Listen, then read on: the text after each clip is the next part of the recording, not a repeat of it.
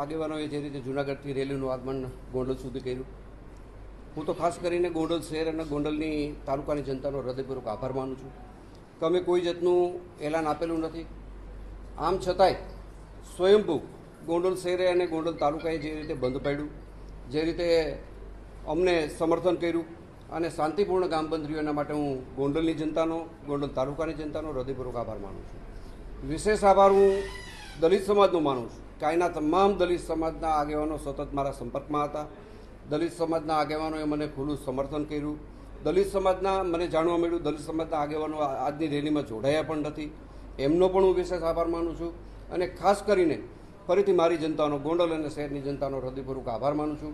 અને જે રીતે ગોંડલનું વાતાવરણ, જે ભાઈચારાનું વાતાવરણ છે, આ વાતાવરણ કાયમી બનશે. અને આના માટે મારો પરિવાર જે રીતે મને જે રીતે પરિવારની જે રીતે પારિવારિક હૂંફ મળે છે સમાજની, દરેક સમાજની, એ રીતે હું અને મારો સમાજ હંમેશા અમારા વિસ્તાર અને જોડાયેલા રહીશું. અને ફરીથી હું બધાનો હૃદયપૂર્વક આભાર માનું છું. આ તો લોકો ભાઈ રેલી છે, સભા છે, સરઘસ છે, આની અંદર કોઈ આ રીતે બોલતું હોય, એનાથી એનું લેવલ અને મારું લેવલ, બેના લેવલમાં ઘણો બધો તફાવત પડે છે. એટલે આવા લોકોને મને લાગતું નથી કે મારે જવાબ દેવો જોઈએ. આવતા દિવસોની અંદર જે કાંઈ પ્રેસ મીડિયામાં ચાલ્યું છે એની પણ હું અત્યારે તમને વાત કરું છું, પણ એ તો ગોંડલની જનતા જવાબ દેશે. મારે કે મારા ગણેશે એનો જવાબ નથી દેવાનો, તો ગોંડલની જનતા સમયમાં જવાબ આપશે.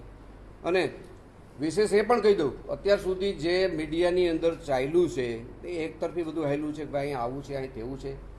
એલાન આપ્યા વગર ગામ જ્યારે બંધ રહે છે, દરેક સમાજનું મને સમર્થન મળે છે, મને દલિત સમાજનું સમર્થન મળે છે, ત્યારે નરી વાસ્તવિકતા તમે બધા પણ મિત્રો જોઈ શકો છો કે ગોંડલની વાસ્તવિક પરિસ્થિતિ શું છે.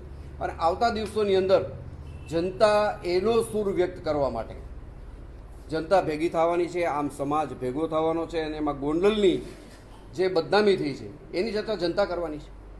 અને મને લાગે છે કે ગોંડલનું સર્ટિફિકેટ કોઈ અમદાવાદથી પ્રેસ મીડિયાના મિત્રો આપી દે, કોઈ ફલાણા ગામથી આપી દે, કે કોઈ મીડિયા ચેનલ આપી દે એટલે ગોંડલ બદનામ થઈ જાય છે, અથવા તો ગોંડલને સારું કહી દે તો સારું થઈ જાય, આવું હું કંઈ માનતો નથી. પણ અહીંની લોકલ જો વાત કરવામાં આવે તો ગોંડલની જનતા જ આનો જવાબ આપે મને વ્યાજબી લાગે છે. અને ગોંડલની જનતા 100% જે રીતે મીડિયાની અંદર અપ્રચાર થયો છે, ભ્રામક પ્રચાર થયો છે, એનો જવાબ મીડિયા સમક્ષ મારી જનતા આપશે. બાપુ, આખી આ જે ઘટના બની છે, તમારી દ્રષ્ટિએ આ ઘટનામાં શું હકીકત છે? તમે શું, કારણ કે ગણેશભાઈ તમારી સાથે સંપર્કમાં તો હશે, હવે બન્યું છે કે નથી બન્યું? અને ખાસ ન્યાય, મારી દ્રષ્ટિએ જે કાંઈ ઘટના ઘટી છે, આ ઘટના એક આકસ્મિક છે. અને આકસ્મિક ઘટના કેને કહી શકાય કે દાખલા તરીકે તમે અત્યારથી તમારું વ્હીકલ લઈને તમે તમારા ઘરે જાઓ છો અને તમારે કદાચ કોઈની અથડાવવાનું થાય તો તમારો કોઈ ઈરાદો ખરો? આ ઘટનાને માત્ર ને માત્ર હું આકસ્મિક ગણાવું છું. કોઈ પૂર્વ હજુ આની અંદર કાવતરું નથી. જે જૂનાગઢનો દલિત પરિવાર છે એની યાર મારે પારિવારિક કોઈ વાંધો નથી, મારે પેઢી દર પેઢીનું કોઈ વેરઝેર નથી. આ લોકોને હું કોઈને ઓળખતો પણ નથી, ગણેશ પણ એને ઓળખતો નથી. મેં તમને કીધું એમ આ ઘટના માત્ર ને માત્ર આકસ્મિક ઘટેલી છે. બાપુ, આજે જાહેર મંચ ઉપરથી આપના નામજોગ, આપના પરિવારના નામજોગ એક ચેલેન્જ ફેંકવામાં આવે છે કે અમને ભારતીય જનતા પાર્ટી સાથે વાંધો નથી, કોઈ સમાજ સાથે વાંધો નથી, પરંતુ જયરાજસિંહ બાપુ અને પરિવાર સાથે અમને વાંધો છે. આવો વાંધો જો કોઈને મારી હારે હોય તો મને એમાં કાંઈ ફેર નથી પડતો.